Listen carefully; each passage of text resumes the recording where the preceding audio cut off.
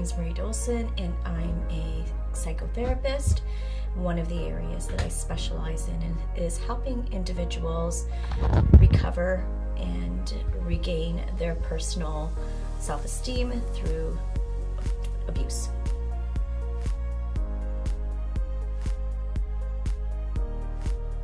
So one of the areas that through abusive relationships is our demoralization and our self-perception of ourselves when we look within, and how we view ourselves and our self-image.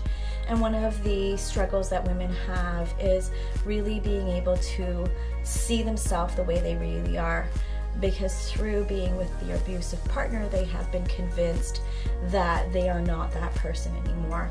So rebuilding a perceived self-image and a self-esteem and their own self-values is one of the areas that provide women with rebuilding the distorted self. Okay, so one of the areas that a similar theme that most people struggle with when they're recovering from an abusive relationship is to, how do they rebuild their lives again? How do we deal with the intimidation? How do we deal with the trauma that we experienced? How are we going to be able to, how do we move forward? How do we live every day with all of this in our head? And one of the areas that they really struggle with is being able to reach out and access support. And being able to access support and being able to build support around people that believe them, people that will empower them, and people that will help them to find the resources that they need, and people that they can open up and talk to. And those people are the people that become the oxygen mask for them to be able to breathe that strength back into them and courage.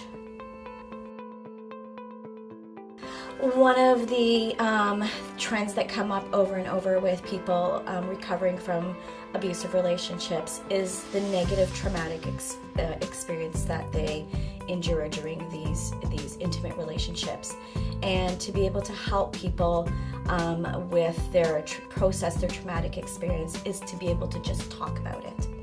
And not just talk about it, but to be able to reflect on the regression and the internalization, and being able to do so to provide people with journaling, to provide people with re-envisioning things, and to be able to provide people to self-express and reflect what they have learned from their experience.